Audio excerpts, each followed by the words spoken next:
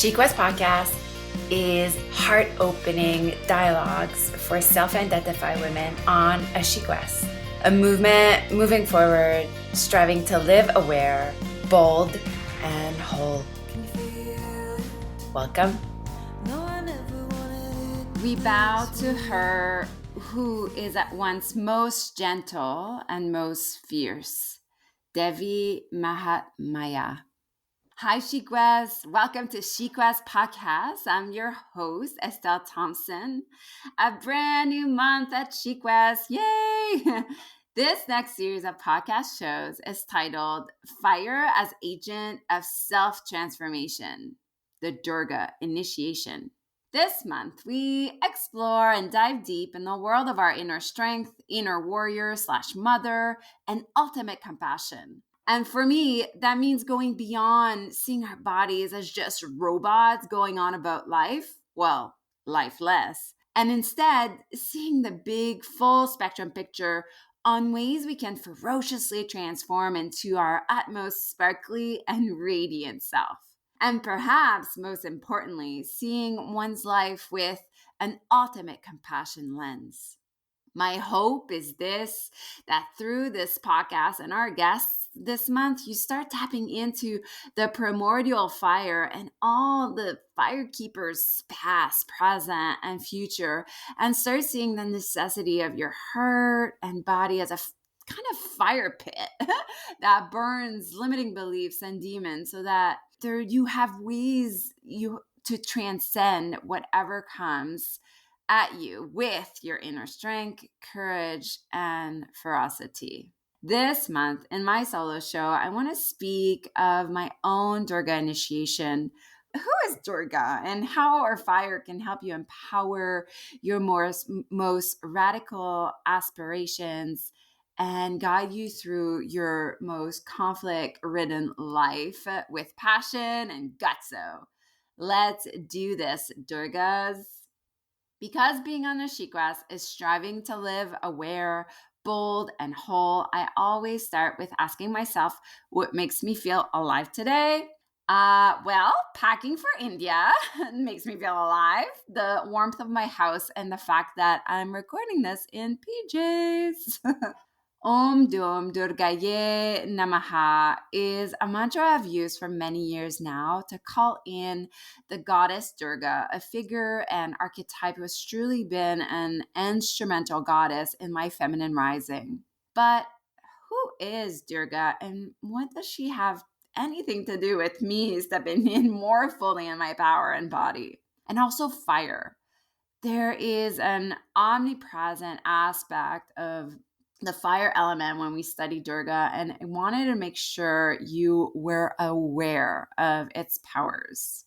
If you have been following these podcasts since the beginning, you will know that last month our theme was the lioness's roar, and I just love to piggyback on last month to this month's theme with the same metaphor, because wouldn't you know that the goddess Durga is the warrior goddess of protection, inner strength, ferocity, and transformation as she rides a roaring lion whose mane foams like the ocean waves.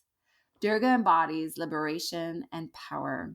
To be honest, she's my emblem for She Quest. Well, along with her best friend Saraswati, Lakshmi, and the all-pervasive Shakti.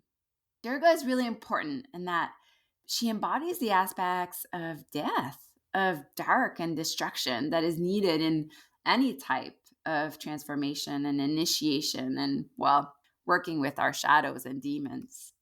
My teacher, Ashley Turner, which, by the way, I'm so excited. I'm working on having her on this very podcast, tells us of my favorite story about Durga.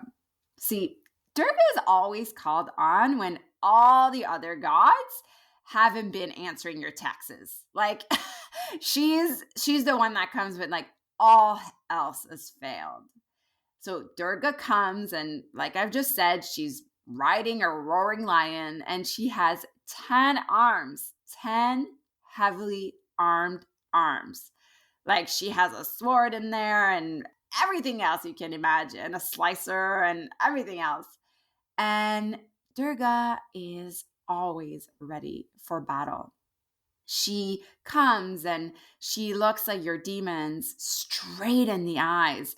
And with all her armor, like she slices them in two and she decapitates them. And there's like blood everywhere.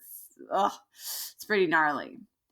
But then she realizes that some of the demons that have fallen on the floor, they're kind of rebirthed into like baby demons. So now there's like double and triple the amount of like demons around her. So now she's fighting everyone at the same time and she's becoming really overwhelmed. So she says, fuck it. And with her third eye comes bursting forth the goddess Kali, which, side note, in your she deck, she fierce is Kali and she heroine is Durga, the aspect of Durga.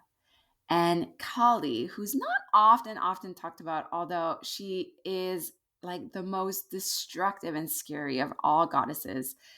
And she finally slices away like all the heads and they are gone and we've eliminated all our demons.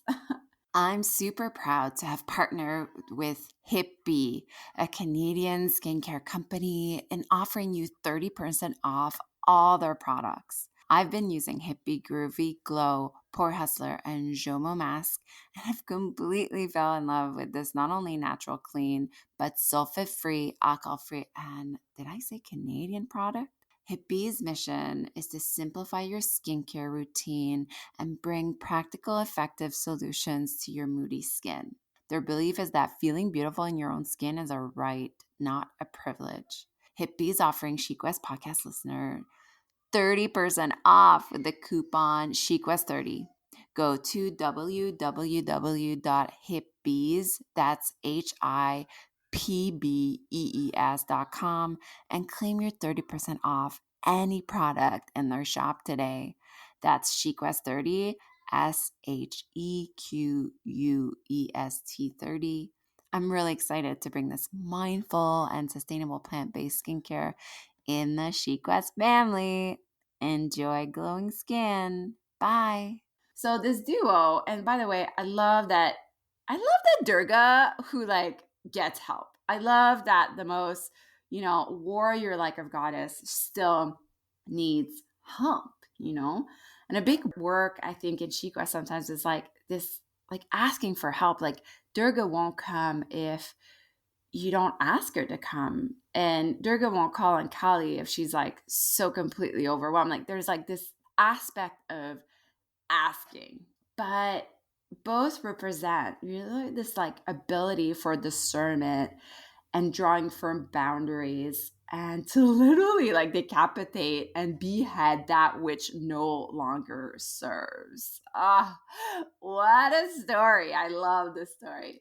Now, there's this aspect, this like really like fierce aspect about her, obviously Durga, and like this inner strength really that puts her in this like warrior category, and obviously with all her arms and all her like tools that she uses to fight.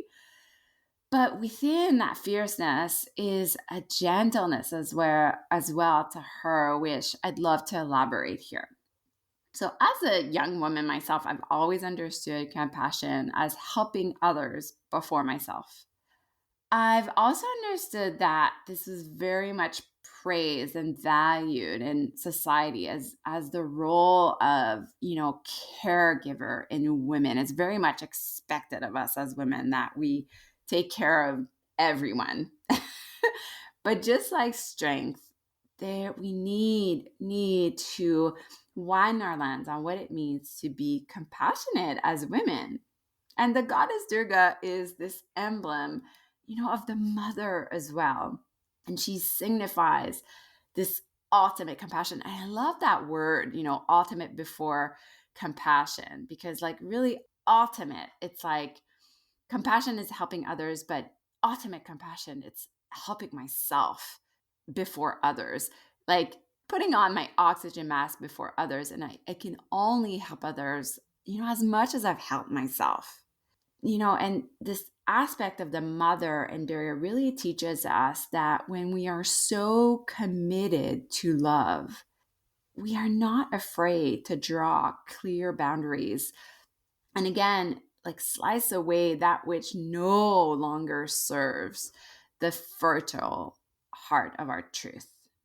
When we face the most ferocious challenge in life, we call upon Durga's really this motherly love that she has to set us free. And in a way, we become our own mother. We are humbled. All we can do is ask for help to, and then we can pierce through the negative forces and habits and limiting beliefs holding us prisoner of our own minds and our own hearts. In 2012, I had really a life shifting experience. I gave birth prematurely to my son, Tommy. And for 2.5 years after that, we were in and out of appointments and hospital. And I was juggling being a first time mom to my son Isaiah as well, my firstborn, who was only 9 months apart from my second born Tommy. And looking back, and this was all, I'll put in the show note my documentary. It's a 30-minute CBC documentary about kind of my journey into this. Really, this documentary is my Durga initiation in a way. But, Tommy's birth really, again, really was an initiation for me. And I call it Durga initiation because eventually as death too was an initiation, but I think initially as birth, it's really when I started like my crawling on my knees moment, and moments where I needed to ask for help. Like I needed my village. Like I needed help. I couldn't do it all by myself. And I was almost like forced into this dimension that was really, like I really love this like metaphor. Like I was crawling, and I was on complete survival mode as well. I had no self-care routine, none, because all my energies were put on my two little boys. And one of the little boys, needed extensive nursing. And I don't just mean like nursing feeding, like I mean nursing like a nurse would. So, obviously back then I couldn't have said, oh yeah, I'm going through a Durga initiation now. No. But looking back, during that time, really like all my demons came out. All my demons. I felt really helpless and hopeless in my grief. I felt alone. Interrupting this incredibly heart-opening episode to let you know about my new yoga channel. If you're listening to this podcast as a SheQuest member, this feature is included with the membership sisterhood community. Yay! More than 10 yoga practices and curated yoga playlists for each class. Classes and programs are being uploaded on a monthly basis. If you aren't part of the membership and would like to try the yoga channel, this option is now available. Use the coupon SHEYOGA, that's SHEYOGA, all big letters, to get 1 month free, and tell the women and men you know and love about this stunning opportunity to develop a home yoga practice. SheQuest membership doors will open again in January, but until then, enjoy my yoga channel and say yes to moving, yes to connecting with your body, and yes to SheQuest. Now back to our ever-expanding conversation. But little by little, I was able to evolve and transform, reminding myself of what lit me up. And I think that's like how I survived, was like doing a little bit of what lit me up every day. And this is where I want to speak of this element of fire that's so prominent when we study Durga and we allow her presence in our lives, because Durga and yoga philosophy reminds us that when we are filled, like we are filled with fiery energy, we are fire. And Durga tells us to not dissipate, to not waste away. And there was really a time when I look back, at that time in my life where I was in and out of NICUs. And I was completely wasting away. And there was actually one of the nurses there that had told these very words to my dad. They were like, we're really worried about your daughter. We feel she's like wasting away. Like, I was just so separate from being in my body. And Durga and the fire element of our lives really tells us to like, do not burn out and rather like hold on to this little flicker of a flame, this little flicker of a candle, and, to let your insides be full of warmth and let yourself be awakened to feel alive again. Yeah, it's a really powerful thing. I perhaps to like look back and ask yourself, like, did I ever go through like Durga initiations, like moments in my life where I was like completely just brought down to my knees, moments where I had to ask for help, moments where I had to relearn to mother myself. Looking back, Durga showed me, during this time to really become full of inner strength. I became an advocate for my son. I had to repeatedly defend and protect him. And I did become my own mother's mother when I reminded myself to sneak away from the hospital to, go take a yoga class in town, or to just be home and like tint my eyebrows, or little moments like this, to put my essential oils, like that, in a way, and I got to have my power back in those moments, these little bubbles that I made myself. And in that way, I was able to not dissipate fully and, start to feel alive again, even though my life was just full of stress and full of conflicts. So in my favorite books about goddesses, and by the way, those goddesses, I'm going to study them even further when I'm going to India in a couple of days. And this book, Awakening Shakti by Sally Kepton, says this. It's one of my favorite lines of the whole Durga passage. It says, Durga's battle cries, yes. She manifests as a surge of courage. She says, yes, you can. Yes, you can. So now I ponder, kind of throwing back like the ball at you. What is your relationship to this goddess of inner strength, this goddess of ultimate compassion? What is your take on compassion for you? I find in my life, there's 3 ways in which I practice Durga on almost like a daily, weekly basis. The simple self-inquiries, like, what is the major inner obstacle I face right now in my life? In our membership group, we do this through our workbook. We do this through an exercise called the high hope drawing, where we pinpoint a problem in our lives. And we do this, of course, through the shadow work part. Another ways that I nurture my relationship with Durga is just by listening to my heart's fire, and tending to it lights me up. And this literally revs up the, primordial fire, this internal fire inside me, and keeps hope alive. I have in my yoga channel, I have a great mini meditation program that's called Anatomy of the Yogi's Heart. And so if listening to your heart is really abstract to you, I really, really recommend going to check out that program. And the last way in which, I connect with the Durga in me is I give my problem up to the universe. Like I give it to Durga, and she'll slice the demons for you, And there's a bit of surrendering really when, we truly start, working with this Durga aspect of us. So looking back, is there a moment in your life where you have gone through a Durga initiation? And as you listen to this podcast, there are probably already things that are popping up, like really, distinct moments in your life. How does Durga show up for you? Is there a moment where you've started awakening to this like fiery and fierce fire inside, This week, our grounding practice is to go out in a nature walk solo and chant Om Dum Durgaye Namaha. Om Dum Dum Durgaye Namaha at least 9 times. And that just means I bow to Durga, who is most gentle and most fierce.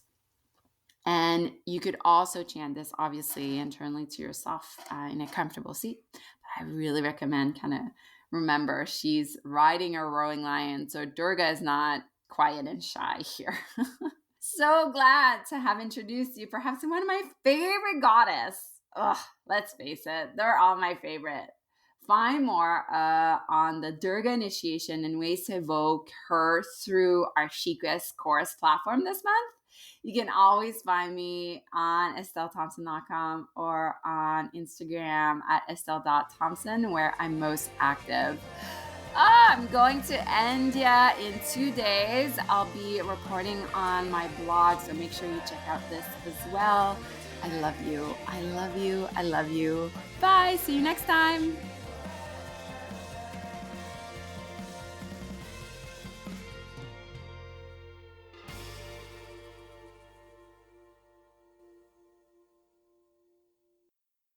This podcast was produced by Tosh Taylor of the Podcast Hub Productions. Find her online at podcasthub.ca.